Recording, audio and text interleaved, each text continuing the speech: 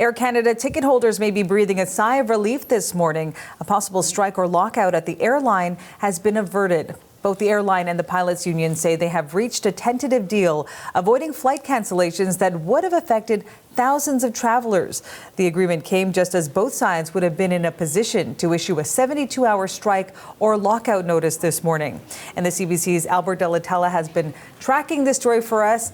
What are both sides saying about this tentative deal? So both sides are praising that deal, and it just came in those final moments as Air Canada said it would have to begin winding down its service if a strike had been called, if strike notice had been given. So we learned about that just after that midnight deadline, and here is a statement from Air Canada praising that deal. They said the new agreement recognizes the contributions and professionalism of Air Canada's pilot group while providing a framework for the future growth of the airline. And the airline says the terms of that tentative 4-year agreement remain confidential and that it's pending the ratification of members. The union in this, the Airline Pilots Association, they represent more than 5,200 pilots, and they say the deal would generate about $1.9 billion in extra value for pilots over the term of that agreement. Its chair, Charlene Hootie, she said in a statement that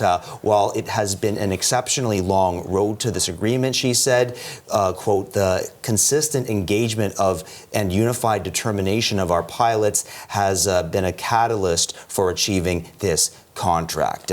She went on to say that they made progress on key issues, including compensation, retirement, and work rules. There had, of course, been calls from Air Canada and from others saying that they wanted the government to be ready to step in to intervene here, but in the end, of course, that wasn't necessary. And the Minister of Labour, Stephen McKinnon, he in fact praised that tentative deal in a statement, and he said, Marianne, that negotiated agreements are best.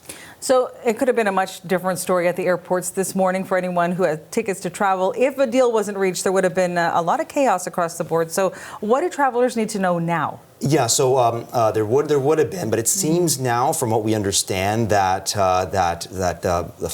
the flights are flying and passengers can breathe a sigh of relief. So ratification, it is expected, though, to take place over the next month. So there isn't necessarily a guarantee that pilots will accept the deal. But in the meantime, though, Air Canada says that customers can expect flights to fly normally until that time.